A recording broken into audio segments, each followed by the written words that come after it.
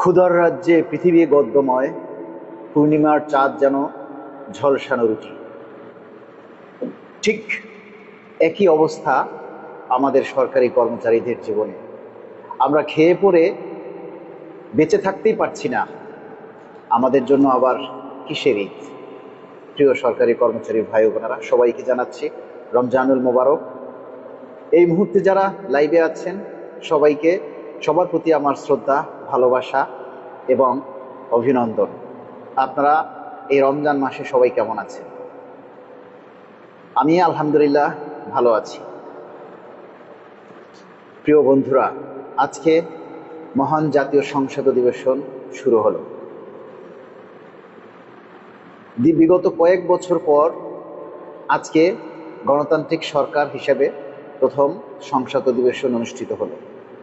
আমাদের প্রত্যাশা ছিল এই সংসদে হয়তো কেউ না কেউ আমাদের পে স্কেলের দাবিটা উত্থাপন করবেন।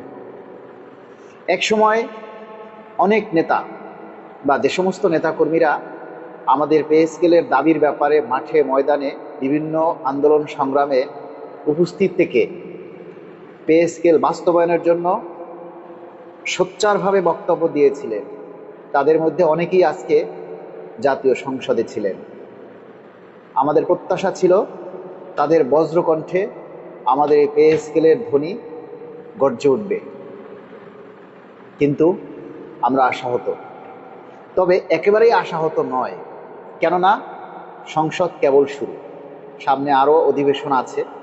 ইনশাল্লাহ আমরা সেই অধিবেশনে তাদের কাছ থেকে আমরা আমাদের পে স্কেলের দাবির ব্যাপারে আমরা শুনবো, হয়তো আশা করি। প্রিয় বন্ধুরা, আপনারা অনেকেই দেখেছেন যে আজকে মাননীয় আইনমন্ত্রী মহোদয় চাকরির অধ্যাদেশ 2025 প্রথম দিনেই সংসদে উত্থাপন করেছেন। চাকরি আইন 2025 মানি বুঝছেন সেই কালো আইন, অন্তর্বর্তীকালীন সরকার যেটা শুরু করেছিল, যে কালো আইন দ্বারা কর্মচারীদেরকে প্রতিহত করা যাবে। আন্দোলন সংগ্রাম, রাজপথে মাঠে ময়দানে আপনি যে আন্দোলন করবেন, কথা বলবেন, সেই সুযোগটা যাতে আমরা না পাই, সেজন্য সংসদের প্রথম দিনেই চাকরি অধ্যাদেশ 2025 উত্থাপন করেছেন। এবার আপনারা বলেন, কারা কারা আন্দোলনে যোগ দিবেন, কারা কারা আন্দোলনে আসবেন? অন্তর্বর্তীকালীন সরকার আর গণতান্ত্রিক ধারায় নির্বাচিত সরকার এক নয়, বিষয়টা আপনাদেরকে বুঝতে হবে।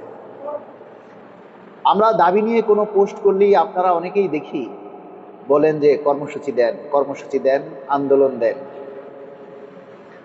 আমার মনে হয় যারা আন্দোলন চাচ্ছেন বা আন্দোলন দিতে বলছেন, যখন নেতারা আন্দোলনের ডাক দিবে তারা কেউ আন্দোলনে যোগ দিবে না, তারা শুধু নেতাদেরকে উস্কাচ্ছে। আপনাদের যেটা দায়িত্ব, যেটা কাজ, সেটা আপনারা করেন না। এই নির্বাচিত সরকারের সময়, সরকারের মেয়াদ এখনো 1 মাস হয়নি, এর মধ্যে আন্দোলন নিয়ে রাস্তায় নামলে কারো চাকরি থাকবে না। আমি এটা বলছি না যে না, আমরা আন্দোলন করব না, সবকিছুই করা যাবে। সেটা হচ্ছে সময়ের অপেক্ষা করতে হবে, সময়ের উপরে ছেড়ে দিতে হবে। এই সরকারের যে মাননীয় প্রধানমন্ত্রী, ওনার উপরে একটু ভরসা রাখতে হবে, আস্থা রাখতে হবে।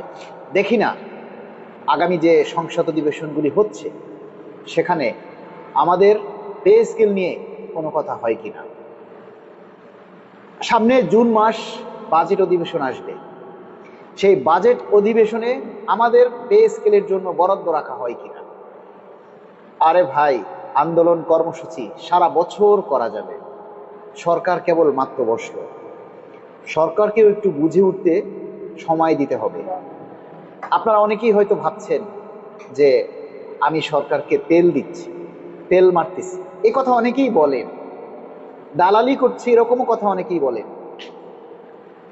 কিন্তু তাদের প্রতি আমার আহ্বান, আপনারা কেন আন্দোলনের ডাক দেন না? এই পে স্কেলের দাবি কি শুধু আমাদের একার নাকি আপনাদেরও? দায়িত্বটা কি আমাদের একার নাকি আপনাদেরও? তাহলে আপনারা কেন ঘরে বসে আছেন?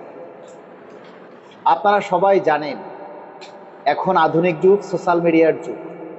আমাদের সব কিছু সোশ্যাল মিডিয়াতে আমরা দেখতে পাই। যারা আমাদেরকে ভিউ ব্যবসায়ী বলেন, তাদের কাছে প্রশ্ন, আজকে যে মহান সংসদে যে অধিবেশন শুরু হয়েছে সেগুলি আপনারা কোথায় দেখেছেন? টেলিভিশনে নাকি ফেসবুকের বিভিন্ন চ্যানেলের মাধ্যমে? তাহলে আপনারা সেগুলি কিভাবে দেখবেন যদি ভিউ না হয়?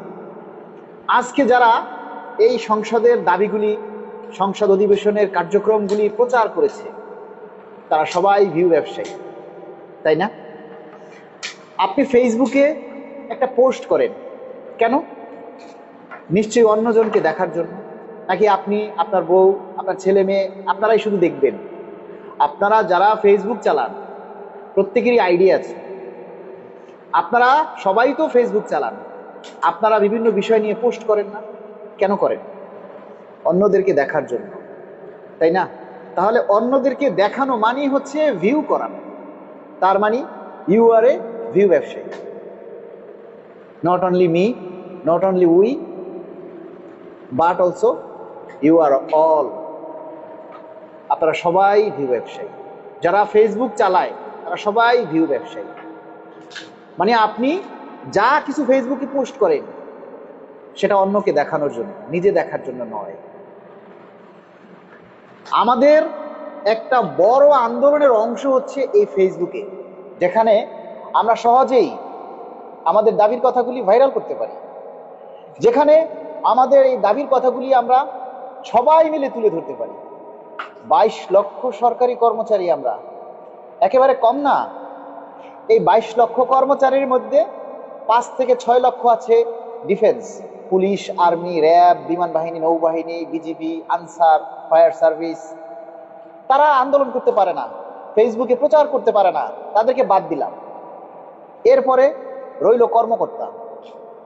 সেই কর্মকর্তা তাও মনে করেন 1.5-2 লাখ যদি সারা দেশে সরকারি কর্মকর্তা হয়, তারাও আন্দোলনের জন্য মায়া কান্না করে না, কান্নাকাটি করে না, আন্দোলন করে না, প্রচার করে না, তাদেরকেও বাদ দিলাম। তারপরও দেখেন 12-13 লাখ কর্মচারী রয়েছে।